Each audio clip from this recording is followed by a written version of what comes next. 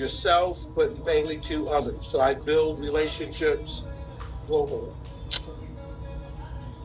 All right, I would say that I agree with that. Joshua. To me, a client relationship is about communicating with the client to like exercise their vision and like satisfy their needs when they come to me as a contractor, I guess. All right, I think that's a good answer. Alex? I will go ahead and say that to me, customer relationship or client relationship is the ability for them to rely upon me, the ability to communicate with me in any shape, form, or fashion. If they see a problem or anything, they feel comfortable enough to come and tell me instead of telling everybody else. All right, we're gonna do these last two, and then we're gonna get into the meat of it. Let's see, Quentin and Carrie. Hi there. Trust that we'll be able to solve someone's problems. I think trust is definitely part of that. Quentin sitting in the back, I think he seems to agree with that. So, all right.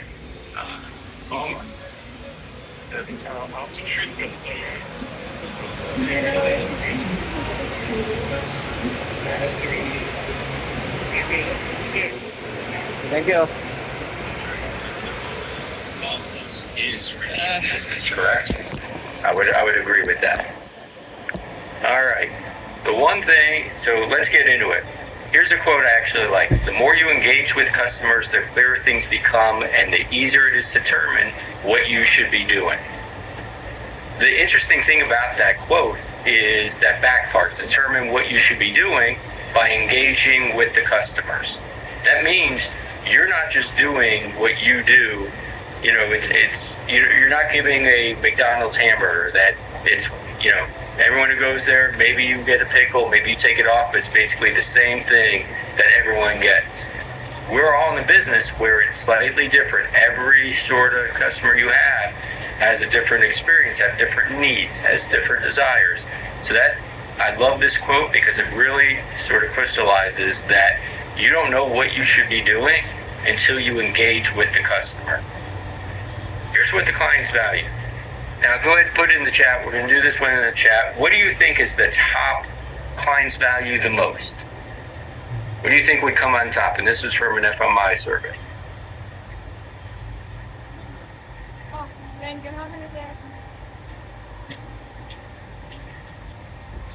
All right, we got a lot of dependability, on budget, good communication, dependability. Good communication. This is sort of like, we're sort of cheating in a way because this whole thing is about relationships. But I will tell you, most people in businesses, in whether construction related or not, tend to focus on budget and schedule. You know what budget and schedule is? That's the contract. You literally are contracted to provide a service at a certain price and have it delivered at a certain duration. Pretty much every job that you have, no matter what industry, you have budget and schedule as your contract. So if schedule and budget is your contract, then that doesn't determine success. Actually, that was last on the list. Personal attention, dependability, and returning phone calls were the top three. All behavioral items, all things that you can't see, but you know it when it happens. Now, this whole thing, like I mentioned beginning, the whole course, get out of it what you want. And what that means is we're focused on providing you tools and value, but ask the questions in the chat. If there's something's not clear, please let us know.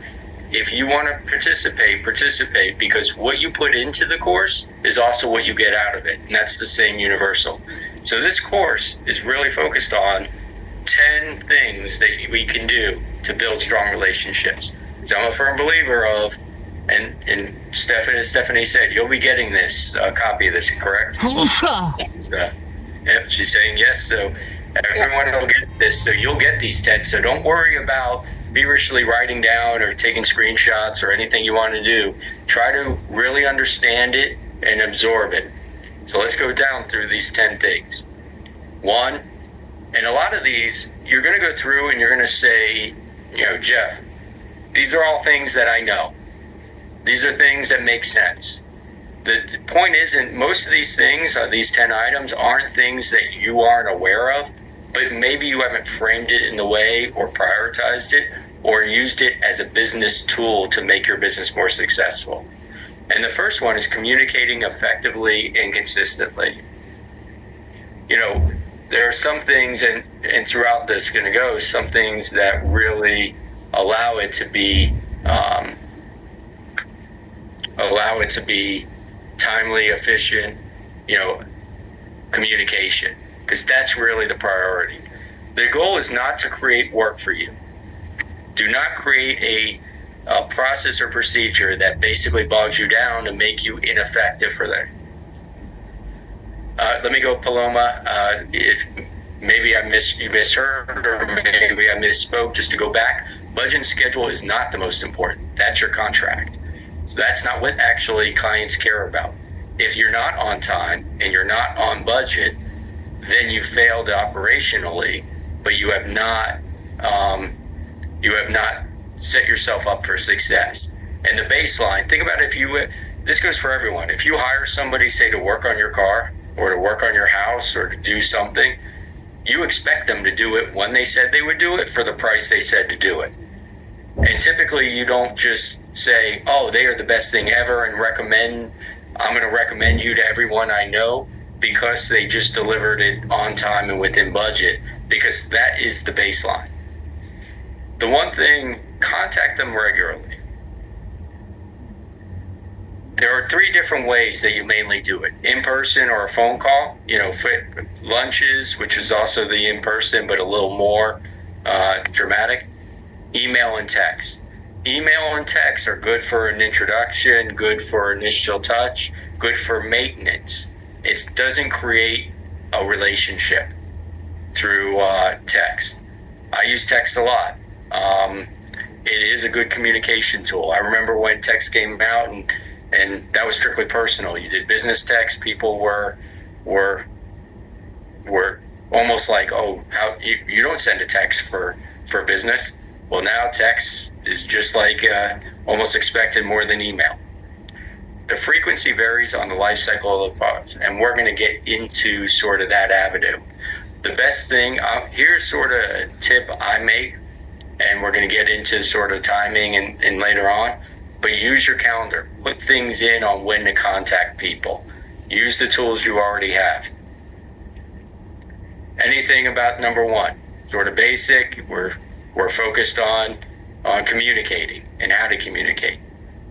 So anything sort of about you want, and I like Kat, Kat really drives that. Yes, relationships in personal life and business life, a lot of the same success things happen both ways. Number 2, almost every business you're in a business that basically you're putting out fires. You're running around, you're doing a bunch of things, you're putting out fires.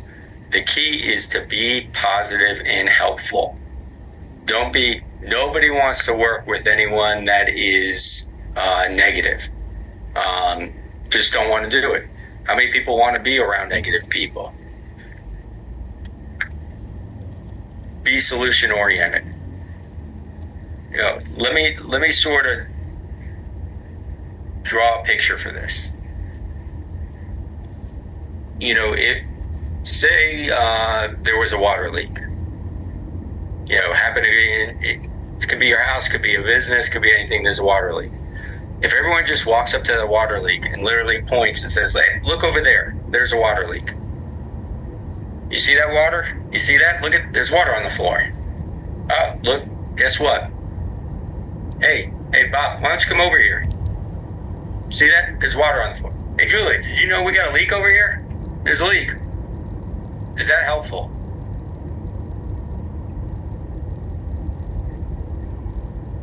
No, but how many times, Bill mentioned it in terms of his provider, project management solution provider.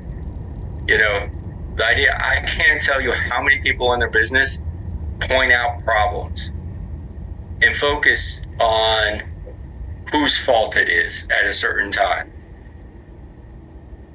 That almost is never productive at that moment. Now, there is a discussion to be had on with the solution, who is going to pay for it, how it's going to be resolved, how do you make sure it doesn't happen. So it doesn't mean certain discussions can't be had. But the moment you see something, be the useful partner, and I use that word specifically, a partner, help try to figure out solutions. You may not know the answer, but try to help guide, provide, contact, connect people that can help. So that's number 2. Do we have any questions around that?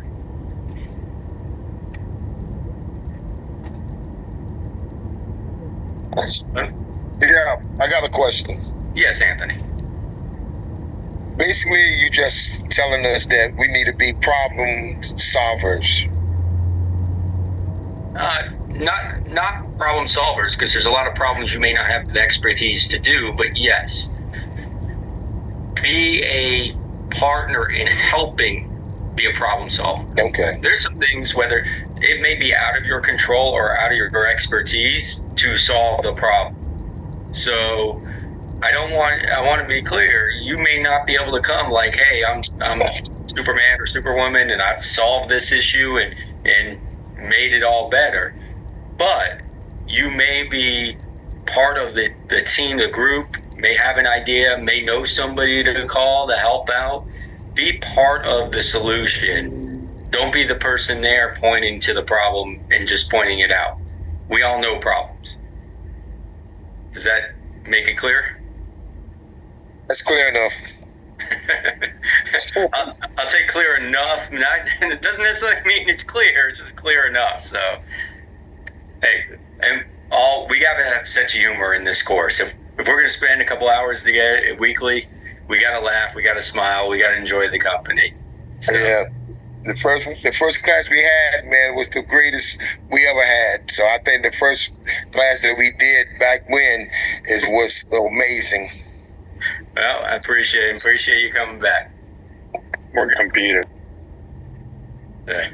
And I like Eric's Vogel, and I put in there, like, the people I talk, like, you don't have to be, and part of it, get out of your comfort zone, don't, find in some of these courses, these 8 courses, try to get involved in one of the topics that matter, that means something to you.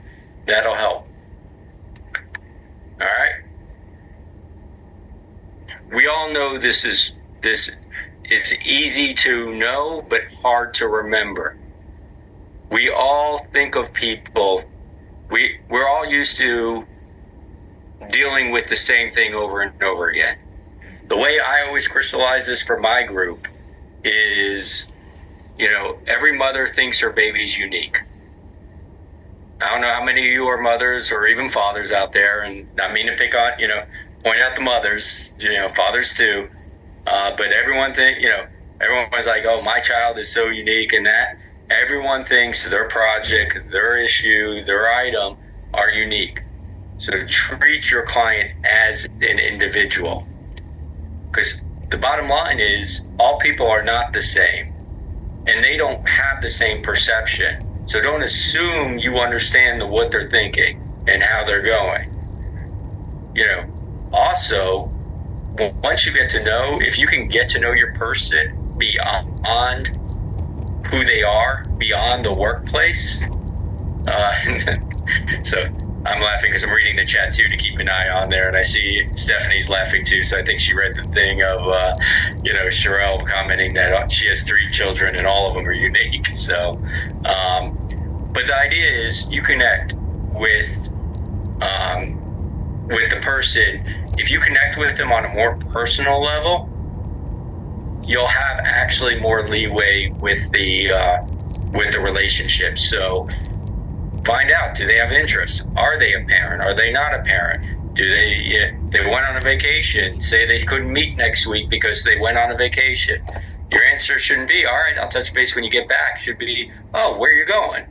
and they'll make a comment. Now you'll know something about them. When they come back, you can ask them how that trip to Bermuda was, what they did, and so forth. So I'm going to rephrase that. It's not treat your client also, it's treat your client's project as an individual. That's the next level of that. So not only are your clients unique, every project has unique challenges. And if you take the time to understand that, then you will know how to attack that client. You know, I'm going to actually go back real fast. See what this quote is? That directly writes to number 3. The more you engage with customers, the clearer it becomes and easier it is to determine what you should be doing. If you go in the mindset, I've got to do just what I do on every other project, you're missing the opportunity to develop a stronger relationship and to be able to service better. And honestly, most times, it'll save you time. It'll save you money because you'll be laser focused on truly what they want and what they need in that project. Let me come back to here. Question on that. You know, purposely every time I'm going to ask you for questions. So we're on 3, so you got 7 more chances, 7 in there. And I will, you know, just to go to this and not, let's see, I don't have everyone. Let me go ahead. Lucille Henners, you're on the, see you on there. What's your comment so far? What's your feedback on what you're hearing?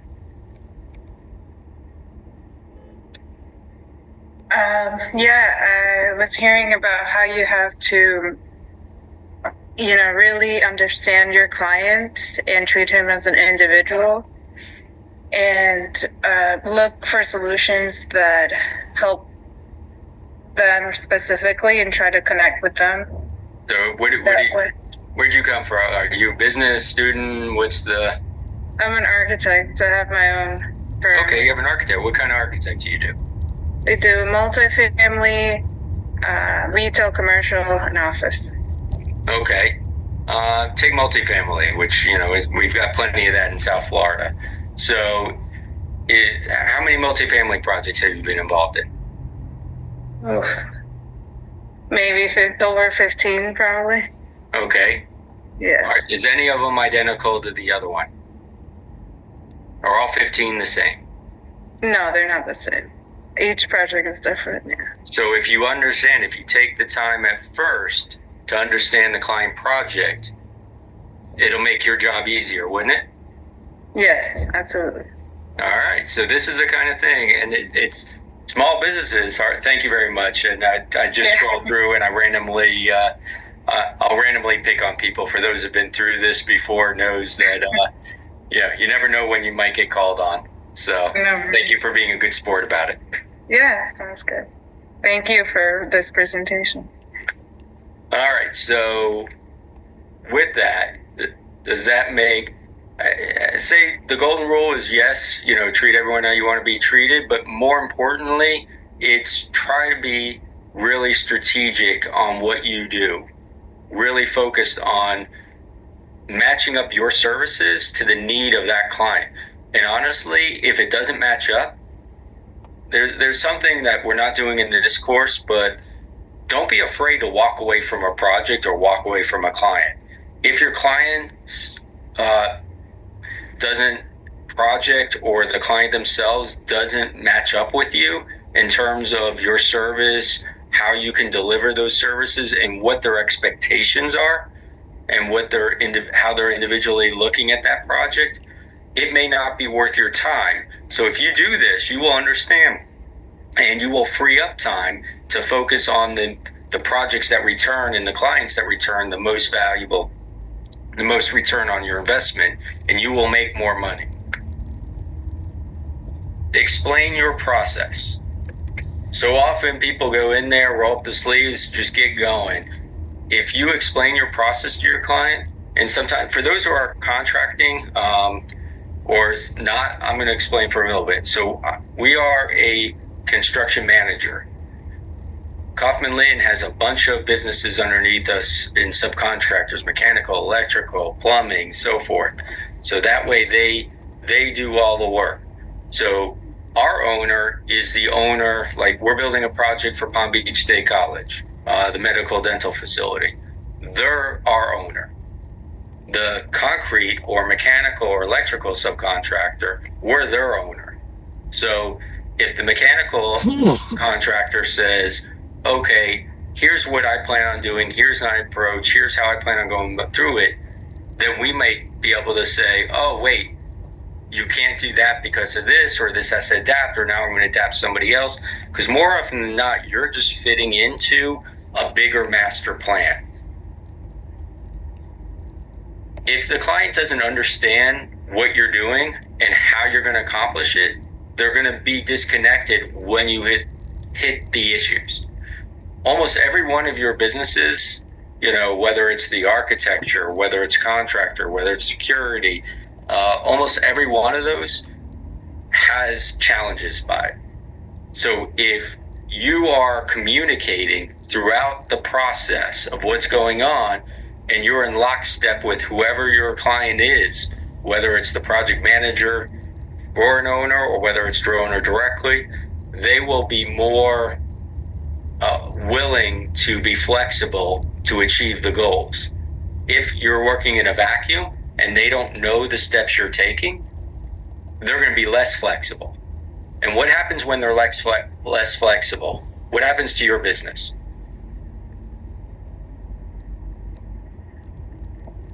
Anyone want to? You already know I'll pick on you. Slows down. They could get upset. You lose credibility.